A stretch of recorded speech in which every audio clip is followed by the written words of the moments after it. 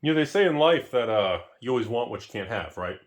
Whatever you do have, you want the opposite, is what I'm talking about. So, like, if you are unemployed, you always want this dream job. If you have this dream job that maybe pays you a lot of money or you just enjoy it, doesn't pay a lot of money, you always wish you had extra days off. You don't want to work tomorrow. You always wish for something different, right? They say if you're in a relationship, you always want to be single so you can go out and mingle and ladies of the night, right? They say if you're single, you always would kill and wish that I'd do anything to be in a loving, safe relationship, right? And isn't that how life works? You always want whatever the situation that you don't have, because that's just the way we're wired. Because you don't think about what you have, you only think about what you're missing. Like they say in Wall Street, the pain, of a gain is nowhere near that of of a loss, or they say that a loss is 2 times the pain of a gain. And so today we're going to talk about magic. In the world of magic, we need to apply the same principle. Today we're going to talk about planeswalkers, and I'm going to rant a little bit because nobody gives a shit about planeswalkers anymore. Planeswalkers are essentially, in my opinion, it's almost like a toxic asset. It's dead. It's just a meme at this point. So for those of you who aren't familiar, let's get a little backstory here. Many moons ago in old man Rudy world, we didn't have planeswalkers. We didn't have the mythic rarity. We didn't have 45 variants of foils: holographic, cold foil, warm foil, Pringles foil, I think party pack foil. We didn't have all that stuff. Okay, so if you wanted a really cool card, you either had the card or you didn't. You didn't say, whoa, Bob, is that the showcase? Borderless? Is it extended art? Is it cold? Is it etched? Rainbow?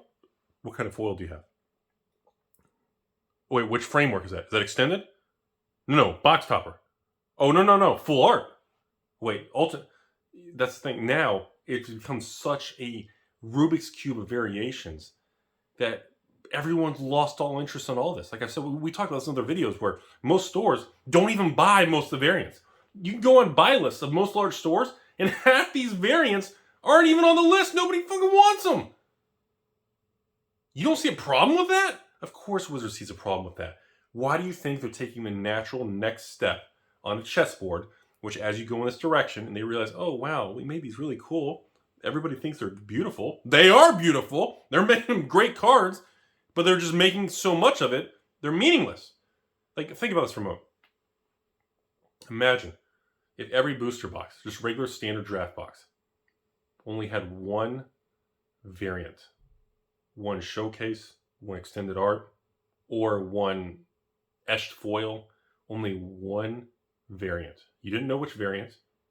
You didn't know what rarity of the variant. Imagine if each box only had one, and how special it would be. How amazing if somebody collected them or had a set. That's what makes it desirable. Going to the Chick-fil-A drive-thru, and they put the receipt in the bag with 45 variants, and there's a shortage of Chick-fil-A sauce, and I get a packet of variants of magic, tells you there's a problem. It's like the speed bump in the drive-thru. That used to be modern. Then modern came back with a vengeance. We want what we don't have. And that brings me to the next topic. Planeswalkers. Nobody cares about planeswalkers. The prices of planeswalkers, the value of planeswalkers, the uniqueness of planeswalkers. Essentially, they're dead in my opinion. I don't even think planeswalkers should even have a card printed in the new sets. A lot of people didn't even like planeswalkers back in the day. They didn't like the mythic rarity. They didn't even like the idea of it. But let me explain something. Years ago, when Worldwide came out, okay, and you could get a Jace the Mind Sculptor, or Magic Origins came out, you can get a baby Jace, Vrin's Prodigy, or maybe Oath of the Gatewatch, infamous Mrs. C, Chandra coming through, craziness, $50 pre-orders, crazy. OG Innistrad, oh my God, did you see Liliana? Oh my God, Liliana of the V, Mrs. V came out, and she redefined the landscape of this power alpha woman in a magic set that forever changed the landscape of planeswalkers and art and women in Innistrad. It was an amazing thing. It was breathtaking. To this day, it still is. So now here we are, walking boldly into 2022. And I do box openings of Commander Legends, maybe Strixhaven, AFR, box openings of Crimson Vow, Midnight Hunt, and all this stuff. And I'm looking at stuff and I'm like, oh, Planeswalker. Oh, wait, It's $2. Oh wait, a Planeswalker. It's $1. Oh, it's bulk. It's $4. Some people blame it on War of the Spark. Some people say when War of the Spark hit and they did the Planeswalker in every pack, and every single Tiny Timmy band together and put the pitchforks together and had this ultimate vibrating pitchfork. They say that was the end of Planeswalker's uniqueness. It diluted the brand of Planeswalker so much, nobody wanted it anymore. The idea behind it was Wizards wanted to make something unique. In War of the Spark was a time where, Planeswalkers were still desirable, and they wanted every pack to have a Planeswalker. Why? Because many of the Timmys and pitchforks and everything that want things free and no value, that's what they wanted. Wizards thought that's what everybody wanted. And they delivered on that. They made Planeswalkers in every pack because, again, people wanted what they didn't have. And to this day, it destroyed, in my opinion, and I stand by it, from 3-4 years ago, the Planeswalker brand, the Planeswalker's type, the Planeswalker idea, in my opinion, is completely diluted and completely dead. Kind of how you open a pack of Magic and you get 4 different variants and frames, extended art, full art, frameless, shadowless, first edition, third edition, Charizard, Pikachu, Fat Thing. I don't know. And now nobody cares. I can go on TCG Player right now with a $20 bill, and I can probably buy Strixhaven Mystical Archive flashy version, etched highlights or whatever. I could probably get them for maybe 3, 4, 5 cents, maybe even 6 cents a piece. And I could probably buy an entire brick of them for $20. And then probably, put in my little one's bicycle wheel and let him run around, think he's got a rocket ship on him or something. Or, there's just nothing there. And that brings me back to this video, folks. And that is, we want what we don't have in this world. And the problem with this philosophical thinking, and the problem with the way we are all wired internally, is it leads us to make bad decisions. It leads me to make bad decisions. It leads you to make bad decisions. And by always on the chase of trying to acquire the one thing you don't have, many times you forget that if you do get that goal, it's not going to make you happy. If you do acquire it, if you do get what you wanted, you're going to realize, I don't think I wanted that. And maybe it was a mistake. Rudy with Call It Inventions. Back there. Infamous 2018. Only OG people are going to remember this from 4 years ago. The world famous Call It Inventions thing. When I shut down the mass box opening because Mark Rosewater said inventions in every single set. Lottery cards everywhere. Permanent. And everybody was like, oh my God. I love lottery cards. Masterpiece cards. And the Call It ones were, to this day, the most beautiful things I've ever seen. And when I heard that now they liked it so much, they were going to have endless amounts in every set forever. I was looking at those lottery cards. I remember thinking to myself, wait a minute.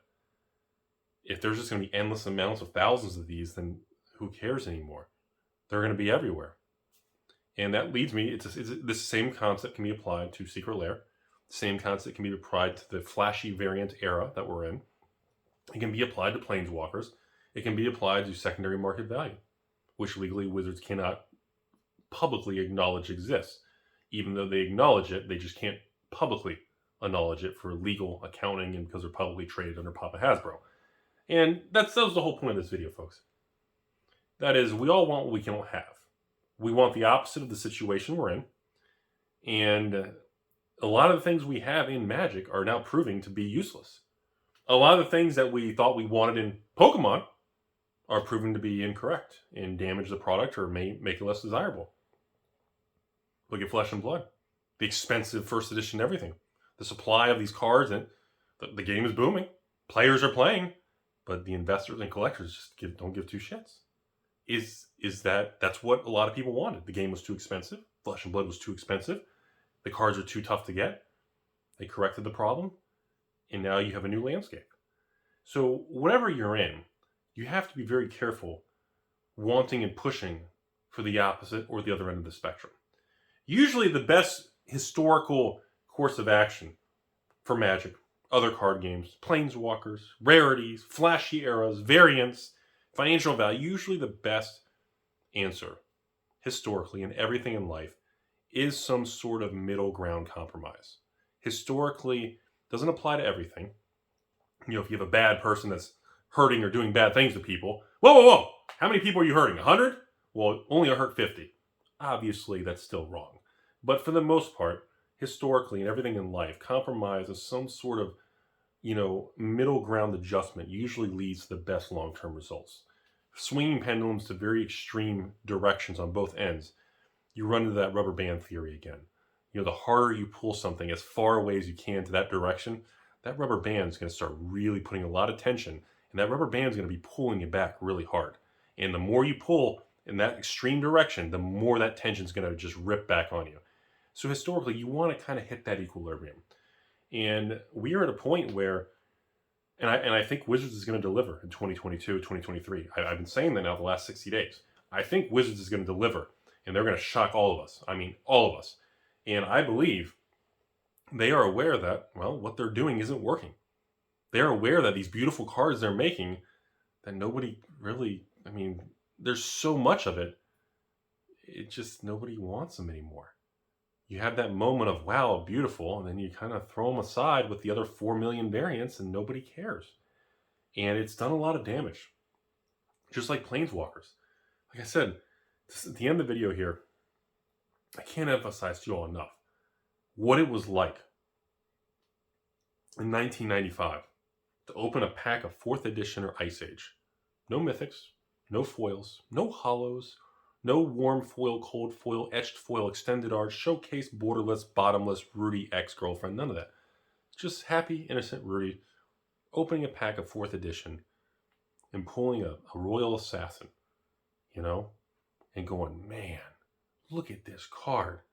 Running back inside of a Books A Million or Electronics Boutique or my local game store. My mom would pull up front. I'd run in there with $5 and buy one booster pack for $3 and a pack of Chronicles for 99 cents. And I'd run back to the car and I'd open a pack of Ice Age and a pack of Chronicles. Chronicles, I would hit this Blood Moon card or some sort of gold dragon. And I was like, oh my God. And I'd open this Ice Age pack. No foils. I didn't open it. A taco didn't come out. Some exotic artwork didn't come out. Didn't have special fangs and tentacles that grabbed and rubbed on me. Didn't do anything creepy. It just was simple. And it worked. And it laid the framework for Magic and massive success and billion-dollar profits for Hasbro and Wizards. And I feel like they don't realize that's actually what they did. That's all they did. Because less is more. And they've lost sight of that. We've lost sight of that because the market keeps demanding more from them. Shareholders in Wall Street demand more from Hasbro and pressures, and everybody demands more. And essentially, that greed monster continuation continues to have just negative, ill impacts across the board. We're seeing it with the Pokemon downturn. We're seeing it with Flesh and Blood. We're seeing it with Magic on new Magic across the board. We're seeing it in the new Weiss boxes on the new sets. Just everybody just jumps in and piles and gets so extreme. It almost just, it just damages it. The To the Moon thing, it's a lot of fun. It's memes, but, again, we all want to ride the wave. We all want to make money. We all want to have fun and build wealth, enjoy our life. But I think we lose sight of kind of the collateral damage along the way. And this is the Rudy philosophical speech to end out 2021. That's all I got. I'm hungry.